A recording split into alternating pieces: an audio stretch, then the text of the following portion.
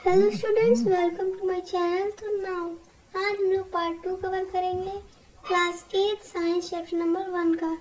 कल हम लोगों ने पार्ट 1 क्लियर कर लिया था पूरा, जिसमें मैंने आपको, अगर मैं आपको बताना चाहूँ तो मैंने यहाँ तक आपको बता दिया था। हम लोगों ने क्रॉप पढ़ लिया था, एग्रीकल्चरल हिस्ट्री पढ़ ली थी इसकी, एंड देन जैसे एग्रीकल्चर हिस्ट्री क्रॉप पढ़ लिए थे, 3 बेसिक टर्म्स आपको याद होनी चाहिए। क्लासिफिकेशन पढ़ लिया था क्रॉपिंग पैटर्न का हम लोगों ने, जो 2 तरीके के होते हैं, मेजर क्रॉप्स और सीजन्स के बेसिस पे होते हैं ये। First is rabi crop, second kharif crop, उसमें एक और था आपका थर्ड क्रॉप जो कि आपका जेड क्रॉप था, अभी आपकी बुक में नहीं दिया गया है, जिसमें लास्ट में दिया गया है इन दोनों की डेफिनेशन के बाद की पल्सेस होती है, वेजिटेबल्स ग्रो होती है समर सीजन में, उसी क्रॉप को हम लोग कहते हैं जेड क्रॉप। अब आगे देखिए, उसके बाद हम लोगों ने प्रैक्टिस पढ़ी थी। ये जो 8 प्रैक्टिस है इन्हीं के ऊपर पूरा चैप्टर है आपका, preparation of soil, sowing, adding manure, irrigation, protection, weeds, harvesting, storage. अब इन्हीं प्रैक्टिस को थोड़ा डिटेल में पढ़ना था। हम लोगों ने कल प्रिपरेशन ऑफ सॉइल अच्छे से पढ़ लिया था लेक्चर 1 में। आज हम लोग पार्ट 2 में है अपने, तो इसमें हम आगे पढ़ेंगे। डिटेल में हमको इसी को पढ़ना है बस, और कुछ नहीं है इस चैप्टर में, ओनली अभी इसी की डिटेलिंग अच्छे से पढ़नी है। जैसे प्रिपरेशन ऑफ सॉइल हमने पढ़ा था, पहला मोस्ट इंपॉर्टेंट स्टेप होता है। टॉप लेयर जो होती है उसको, उसमें ज़्यादा न्यूट्रिशन होता है पर वो फ्यू सेंटीमीटर होती है। ये सब चीज़ें हम लोगों ने पढ़ ली थी, बस मेन टॉपिक्स हैं, आप इनमें अंडरलाइन कर सकते हैं। इनको आपको थोड़ा स्ट्रॉन्ग करना पड़ेगा। उसके बाद टाइलिंग, फ्लो, एक ही बात थी, इस तरीके से आप लोग मान सकते हैं। फिर एग्रीकल्चरल इम्प्लीमेंट्स थे हमारे 3, फ्लो, होल और एक था कल्टीवेटर। अगर आपको नहीं दिख रहा है तो मैं एक बार दिखा देती हूँ अच्छे से। फ्लो, हो और कल्टीवेटर, ठीक है। नेक्स्ट सोइंग के बारे में हम लोगों ने पढ़ा था।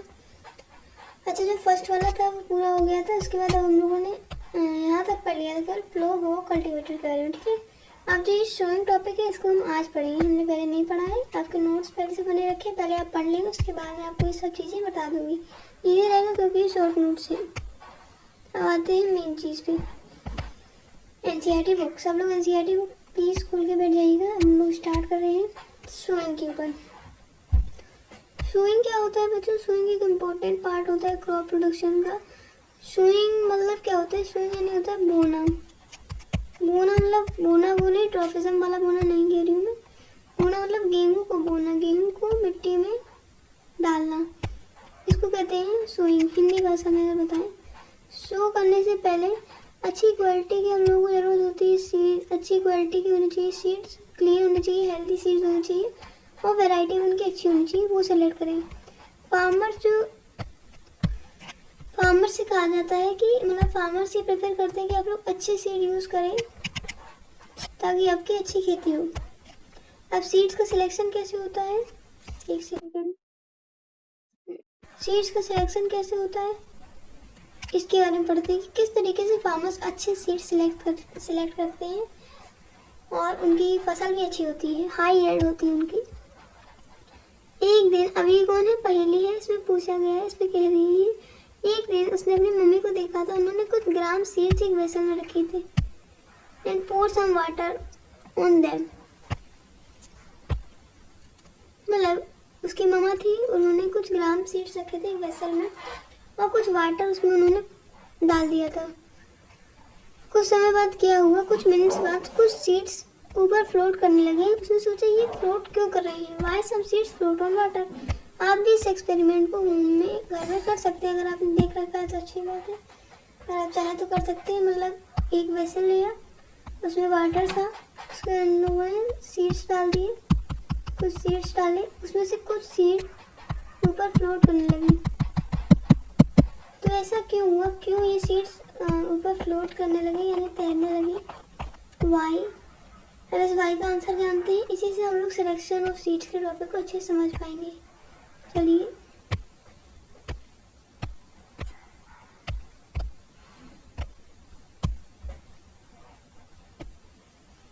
दिस इज एक्टिविटी जो मैं आपको बता रही थी। एक बीकर लेना है, उसमें फिल करना है, हाफ ऑफ वाटर हैंडफुल आपको डालना है, मैंने थोड़ी देर तक देखना है। ये एक्टिविटी आप कर सकते हैं अगर आपके पास ग्राम सीड वगैरह नहीं है तो। आपको एक बीकर लेना है, बीकर इस तरीके का होता है, उसको हाफ ऑफ वाटर से भर देना है।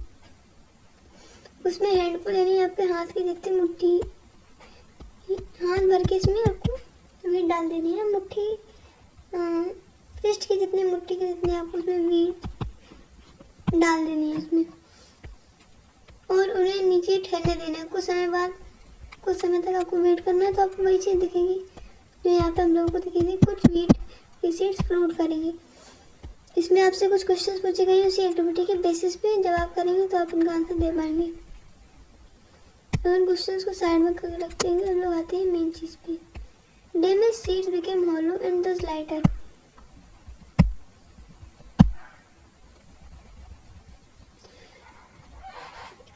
क्यों फ्लोट करते हैं सीड वाटर में ऊपर?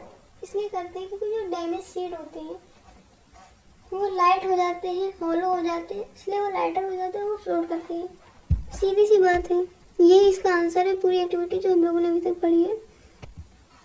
क्यों ऐसा होता है, डैमेज सीड फ्लो करते हैं एंड दस लाइटर। अगर ये एक सीड है गेहूं का और ये अच्छा सीड है तो यानी ये बिल्कुल अच्छा सीड है। डैमेज जो हो जाती है सीड, डैमेज यानी अगर इसमें हल्का सा कैसे होल हो गया, कुछ भी हो गया और डैमेज हो गया तो ये हॉलो हो जाता है। हॉलो होने की वजह से क्या हो जाता है, ये हल्का हो जाता है। कैसे होता है इसकी डिटेल में अभी हम नहीं जाएंगे, जितना आपकी बुक में बताया हमको उतना ही पढ़ना है। तो वो जो हॉलो सीड होता है वो वाटर में ऊपर यहाँ पे तैरने लगता है, और जो अच्छे सीड्स होते हैं वो नीचे रहते हैं। तो इस तरीके से फार्मर जो होते हैं अपने सीड्स को देखते हैं कि सिलेक्शन करते हैं, ये ऐसा सीड है, ये ऐसा सीड है। ये बहुत ही अच्छा मेथड है अच्छे सीड्स को रखने का और जो डैमेज सीड है उनको हटाने का। और सोइंग से पहले और भी कई चीज़ों की ज़रूरत पड़ती है। अच्छा, हमने सीड्स के बारे में यहाँ तक समझ लिया है, अब टूल्स के बारे में समझते हैं। जैसे यहाँ हम लोगों ने एग्रीकल्चरल टूल्स के बारे में पढ़ा था, उस तरीके से देखिए। अब सोइंग करने से पहले कोई सबसे इम्पोर्टेंट टास्क होता है कि किस टूल को यूज़ करना है आपको। इसमें भी आपके पास कई सारे टूल्स आएंगे, मतलब दो टूल्स आएंगे, ट्रेडिशनल एक मॉडर्न टूल। ये ट्रेडिशनल टूल है आपको जो दिख रहा है यहाँ पे, ये वाला टूल ट्रेडिशनल मेथड है आपका सोइंग का, यानी कि पुराना मेथड। ट्रेडिशनल में क्या होता था, the tool use traditionally for sowing is shaped like funnel. Funnel की तरह शेप होता है। फनल में fill through it 2-3 pipes sharp end this end piece. यहाँ क्या हो रहा है, मैं आपको इससे विजुलाइज कीजिए। ये जितना यहाँ पे लिखा हुआ है ये बस इसी के बारे में बताइए, कैसे यूज होता है, क्या इसका यूज है, तो इसके बारे में पढ़ते हैं। सही है, यहाँ पे दो फार्मर्स हैं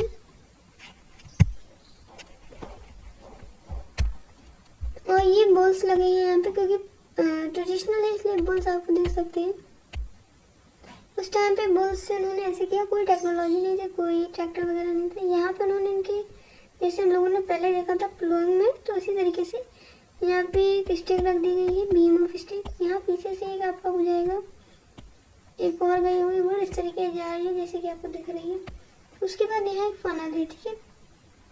और एक यहाँ चीज़ क्या है वो मैं आपको बताती हूँ। इस फनल में ये चीज़ अटैच्ड है, ये चीज़ जो है ये अटैच्ड है।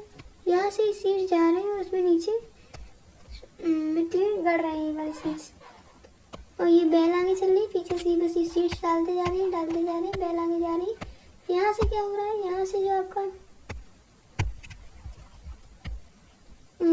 सपोज इस ये मिट्टी है, यहाँ से इसमें ये मिट्टी के नीचे जाता है, आगे से फिर ये आता है, ये इसमें सीड सोन कर देता है, ठीक है। अब देखिए आगे देखते हैं, इतना समझ आ गया। इसी का यही प्रोसेस यहाँ पे लिखा है और कुछ अलग से नहीं लिखा है। इसको कहते हैं ट्रेडिशनल मेथड सोइंग का। और ये वाले मेथड सब देखिए, सीड ड्रिल। सीड ड्रिल से क्या होता है, ये है आपकी सीड ड्रिल। आजकल इसका इस्तेमाल हो रहा है, वो था ट्रेडिशनल मेथड, आप इसको मॉडर्न मेथड भी कह सकते हैं। आप सीड ड्रिल का इस्तेमाल करते हैं, ये ट्रैक्टर्स में यूज़ होती है, ऐसा नहीं है हाथ से करना है, इसको ट्रैक्टर्स में अप्लाई किया जाता है और फिर ये पूरे फील्ड को शो कर देती है, यूनिफॉर्मली करती है, इक्वल डिस्टेंस पे। ऐसा नहीं है कहीं पे बहुत ज़्यादा हो गया कहीं कम हो गया, बिल्कुल इक्वल रखती है, सबकी डेप्थ भी इक्वल रहती है। ऐसा नहीं है कि ये आपकी सॉइल फील्ड है, यहाँ पे कहीं पे इतना इसने कर दिया, कहीं पे इतना ज़्यादा, कहीं पे इतना ज़्यादा, ऐसा कुछ नहीं होगा। यहाँ पे जो ये कल्टीवेट करेगी, स्टोन करेगी, वो सब इक्वल होगा। सपोज ये है तो यहाँ पे सब चीज़ हर एक पार्ट में इक्वली ही डिस्ट्रीब्यूट हो रहा होगा। अब आगे देखते हैं, ये यूनिफॉर्मली कर लेते हैं, ये चीज़ इम्पोर्टेंट भी है। ये इंश्योर करती है कि जो सीड्स हैं वो covered by the soil after sowing. Seeds जो है वो कवर भी हो रहे हैं सॉइल से जब वो सो हो रहे हैं। ये प्रोटेक्ट करती है सीड को बर्ड के द्वारा खाने से, बर्ड्स जो सो कर। और जो सोइंग होता है ये टाइम और लेबर दोनों बचाता है। सीड ड्रिल जो होता है सब दोनों चीज़ें बचा लेता है। सीड ड्रिल के बारे में यहाँ पूछा है, ये कह रहा है मेरे घर के पास एक नर्सरी है near my school. I found that little plants were kept in bags. ऐसा क्यों होता है कि प्लांट्स को बैग में रखते हैं। Seeds of few plants such as paddy are first grown in nursery. जो पैडी मैंने पहले भी आपको बता चुकी हूँ, पैडी राइस होता है। राइस जो होते हैं वो नर्सरी में ग्रो किए जाते हैं। जब वो सीडलिंग्स हो जाते हैं तब उन्हें ट्रांसप्लांट किया जाता है हाथों से मैनुअली। और कुछ फॉरेस्ट प्लांट्स और फ्लावरिंग प्लांट्स को भी ऐसे ही नर्सरी में ग्रो किया जाता है। कुछ प्लांट्स ग्रो नहीं हो सकते, उनको पहले थोड़ा सा बड़ा किया जाता है। सपोज इतना बड़ा अगर कोई प्लांट है फिर उसको उठा के इस जगह से किसी खेत में डाला जाएगा, वहीं पर ना उगा दिया जाएगा, बट उससे पहले नहीं। अब आगे बढ़ते हैं, पहली पूरे के बाद क्लियर। एप्रोप्रिएट डिस्टेंस भी जरूरी होता है, अवॉइड ओवर क्राउडिंग। और संग में आपको डिस्टेंस भी एप्रोप्रिएट रखना, ऐसा नहीं है बहुत ज़्यादा प्लांट्स कहीं हैं। ये सपोज कि ये एक फील्ड है, यहाँ इस प्लांट की ये प्लांट इतना दूर है, कोई प्लांट्स आपने यहीं पे संग में ही कर दिए, ऐसा कुछ मत करना। मतलब ऐसा नहीं करना होता है, आपको बिल्कुल ही एक डिस्टेंस पे प्लांट्स को सोन करना है। ये क्या अलाउ करता है, इससे क्या होता है जो प्लांट्स होता है आपका, जो प्लांट्स को सफिशिएंट चीज़ें मिल जाती है, सनलाइट वाटर सब कुछ, और सही से at times a few plant में be remove to prevent over crowding. अगर कहीं पे ओवर क्राउडिंग हो भी रही है तो कुछ प्लांट्स को रिमूव कर देना चाहिए।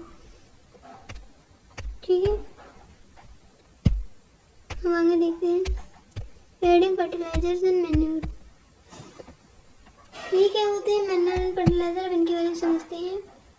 जो सब्सटेंस ऐड किए जाते हैं सॉइल में न्यूट्रिएंट्स की फॉर्म में हेल्दी ग्रोथ हो प्लांट की, उसे मैन्योर और फर्टिलाइजर्स कहते हैं। सपोज एक फील्ड है, इसमें प्लांट्स हैं इस टाइप के, इसमें कुछ ऐसी चीज़ ऐड की जाती है जिससे इसकी ग्रोथ हेल्दी हो, जल्दी ग्रोथ हो, अच्छे से डेवलपमेंट हो, उन्हीं को मैन्योर फर्टिलाइजर्स कहा जाता है। न्यूट्रिएंट्स के फॉर्म में होते हैं, ऐसा नहीं है बहुत ही हार्मफुल है प्लांट के लिए, हार्मफुल नहीं है ये प्लांट के लिए, प्लांट की मदद करते हैं। चलिए आगे बढ़ते हैं। यहाँ बूझो ने यहाँ देखा है, I saw a farmer in the neighboring farm where the plants are weak. तो उसने देखा है कि अपने आसपास में कहीं पे ऑयल है, उसमें जो प्लांट्स है वो बहुत ज़्यादा वीक है। ऐसा क्यों है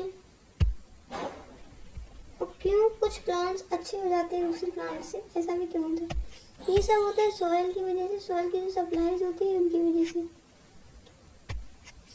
soil supplies mineral nutrients to the plant.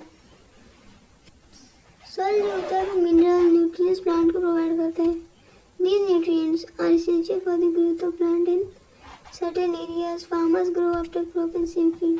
मतलब सॉइल से कुछ न्यूट्रिएंट्स मिलते हैं प्लांट्स में, मतलब जो खेती हो रही है खेती में जो पौधे हैं उन्हें न्यूट्रिएंट्स मिलते हैं। जो ये न्यूट्रिएंट्स होते हैं ये बहुत ही ज़्यादा ज़रूरी होते हैं प्लांट की ग्रोथ के लिए। और कुछ जगह पे जो फार्मर्स होते हैं वो क्रॉप ग्रो करते हैं सेम फील्ड में, मतलब एक बार ग्रो हो गया क्रॉप, उसके बाद उसी फील्ड में दोबारा क्रॉप ग्रो कर लिया। तो वो फील्ड जो होता है कभी भी ऐसा नहीं होता उसे अनकल्टिवेटेड या फैलो रखा गया।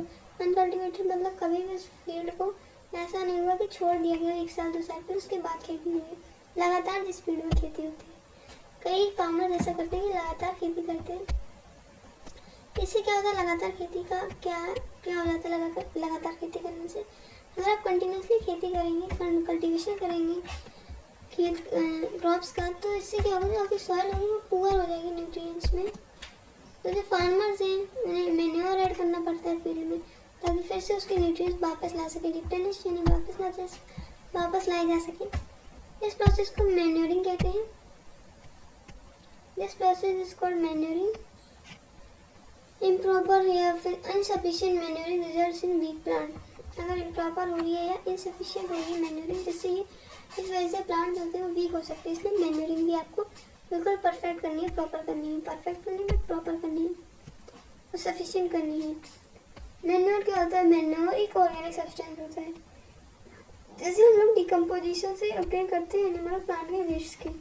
एनिमल प्लांट का वेस्ट जब डिकम्पोज हो जाता है उससे मैन्योर बनता है। फार्मर जो होते हैं वो डंप प्लांट या एनिमल वेस्ट को किसी पिट में डाल देते हैं ओपन प्लेसेस में, और उसे डिकम्पोज होने का समय लगता है। फिर जो डिकम्पोजिशन होता है वो किससे वजह से होता है? माइक्रो ऑर्गेनिजम्स की वजह से होता है। ठीक है, the decomposition, the decompose matter, जो डिकम्पोज हो रहा है इस उसे ऑर्गेनिक मैन्योर में यूज करते हैं हम लोग। जैसे कि आपने पहले पढ़ा होगा वर्मी कंपोस्टिंग वगैरह के बारे में क्लास 6 में। तो ये कुछ मैन्योर के बारे में बताया गया, काफ़ी इंपॉर्टेंट इन्फॉर्मेशन है। मैन्योर क्या होता है, कैसे बनता है, क्यों ज़रूरी होता है, ये सब। अब आगे बढ़ते हैं। यहाँ एक एक्टिविटी दी गई है क्रॉप रोटेशन के ऊपर। इन्होंने 3 क्रॉप्स उगाए हैं, एक मैन्योर के बिना उगाया है, इसमें कुछ नहीं डाला था, इसमें मैन्योर फर्टिलाइजर दोनों इस तरीके से, इसमें मैन्योर ऐड किया था, इसमें फर्टिलाइजर ऐड किया था। इसमें कुछ नहीं था, इसमें मैन्योर से इसमें फर्टिलाइजर था। तो फिर उन्होंने देखा था किससे अच्छे से ग्रोइंग हो रही है। फिर इस एक्टिविटी के बाद मैंने एक एक्टिविटी पढ़ ली है। अब इधर आते हैं मेन चीज़ें। फर्टिलाइजर्स क्या होते हैं, फर्टिलाइजर्स के बारे में पढ़ते हैं। अभी तक हमने पढ़ा था कि मैन्योर क्या होता है, फर्टिलाइजर्स क्या होते हैं। फर्टिलाइजर्स वो केमिकल्स होते हैं जिनका रिच इन पर्टिकुलर न्यूट्रिएंट, जो किसी न्यूट्रिएंट में बहुत ज़्यादा होते हैं। अब ये कैसे डिफरेंट है, डिफरेंट के ऊपर आपका एक कोई सवाल भी बन सकता है कि ये कैसे डिफरेंट है, मतलब how they are different from manure, इसके ऊपर एक क्वेश्चन भी बन सकता है। फर्टिलाइजर जो होते हैं प्रोडक्ट, ये फैक्ट्रीज में उगाए जाते हैं। सबसे पहली बात, कुछ फर्टिलाइजर जैसे कि urea, ammonia, sulphate, super phosphate, potash, NPK, nitrogen, potassium और फॉस्फोरस, ये हमारे हो गए, इनसे मिलकर बनता है पोटेशियम एनपी। जो फर्टिलाइजर का यूज़ होता है वो हेल्प करता है फार्मर को बेटर यील्ड ऑफ क्रॉप्स के लिए, अच्छी खेती हो, जैसे कि वीट, पैडी और मेज की, ये वाली क्रॉप्स की।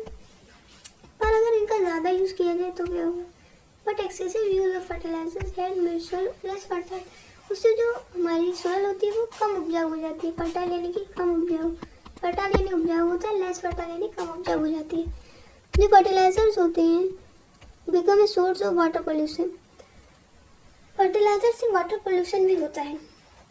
इसीलिए इसको मेंटेन करने के लिए फर्टिलिटी ऑफ सॉइल को हम मेंटेन करके रखते हैं।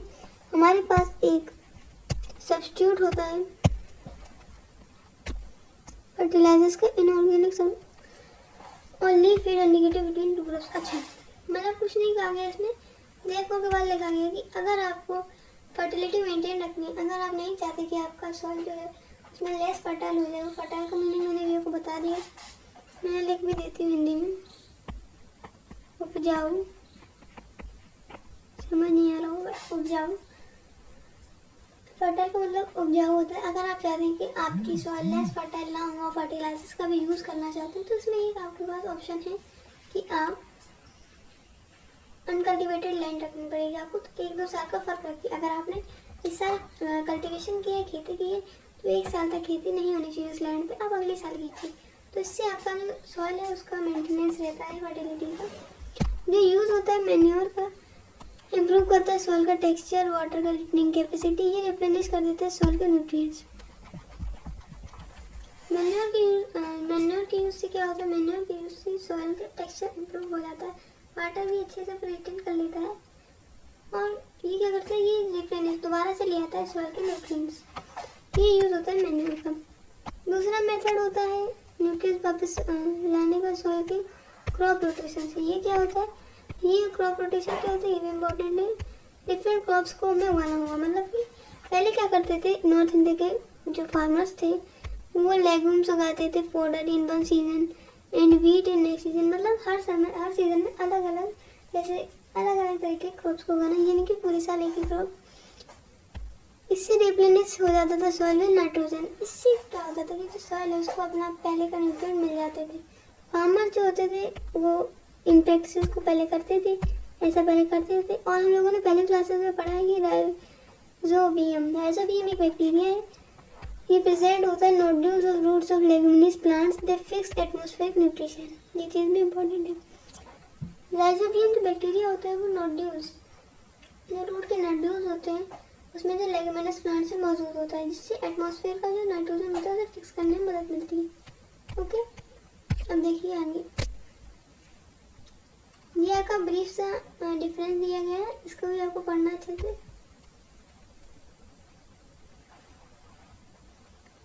बिटवीन फर्टिलाइजर एंड मैन्योर के बीच में, फर्टिलाइजर एंड मैन्योर के बीच में डिफरेंस है आपका। पहला है फर्टिलाइजर मैन मेड होते हैं, मैन्योर नेचुरल सब्सटेंस होते हैं, काउ डंग वगैरह से आते हैं। फर्टिलाइजर फैक्ट्री से प्रिपेयर होते हैं, मैन्योर कहाँ होते हैं, पेड़ में होते हैं। फर्टिलाइजर में कोई ह्यूमस की जरूरत नहीं होती, इसमें बहुत सारी ह्यूमस की जरूरत होती है। फर्टिलाइजर बहुत ही ज्यादा रिच होते हैं, किसमें, rich in nutrients, nitrogen, phosphorus. ये बहुत ही ज़्यादा लेस रिच होते हैं इनमें न्यूट्रिएंट्स, प्लांट न्यूट्रिएंट्स में। एडवांटेजेस देख लीजिए, इससे क्या होता है, it enhance water holding capacity enhance हो जाती है मैन्योर से। Improve texture of soil, soil porous due to exchange gases become easy, exchange gases भी यूज हो जाती है, इंक्रीज करता है नंबर ऑफ फ्रेंडली माइक्रोब्स को। इरिगेशन देखते हैं, इरिगेशन क्या होता है। सोइंग का हम लोगों ने खत्म कर लिया है, सोइंग में फर्टिलाइजर मैन्योर आमीन वो सब चीज़ पढ़ ली। अब आती है इरिगेशन की, आखिर इरिगेशन क्या होता है एंड देन मैं आपको दिखा देती हूँ। इसमें हम लोगों ने सोइंग कर लिया अभी, हम लोग पहुँच गए प्रिपरेशन ऑफ सॉइल हो गया, सोइंग हो गया, मैन्योर फर्टिलाइजर्स वाला भी मैंने कर लिया। इरिगेशन पे प्रोटेक्टिव वेस्ट, हार्वेस्टिंग, स्टोरेज, इतना आपका बचा हुआ है। आज हम लोग बस इतना ही पढ़ेंगे। अब अगले लेक्चर में हम लोग इरिगेशन के बारे में भी पढ़ रहे होंगे। आज थोड़ा सा शॉर्ट ही है लेक्चर, बट ठीक है, इतना ही आज के लिए। नेक्स्ट लेक्चर में हम लोग इरिगेशन कंप्लीट करेंगे, इरिगेशन की फैसिलिटीज़ कंप्लीट करेंगे सारी, फिर वेट्स के बारे में पढ़ेंगे, हार्वेस्टिंग, स्टोरेज तक पढ़ लेंगे एंड देन एक्सरसाइजेस कुछ। एंड ये आपका जो फेवरेट चैप्टर माइक्रो ऑर्गेनिज्म है ये भी हम पढ़ेंगे आगे, बट अभी नहीं पढ़ना हमको, माइक्रो भी बहुत इंपॉर्टेंट चैप्टर है। थैंक यू बच्चों, अब अगली क्लास में इरिगेशन से स्टार्ट करेंगे। This is all for today. मैं होप आपको ये सब चीज़ें समझ आई होंगी। अगर समझ आएंगी तो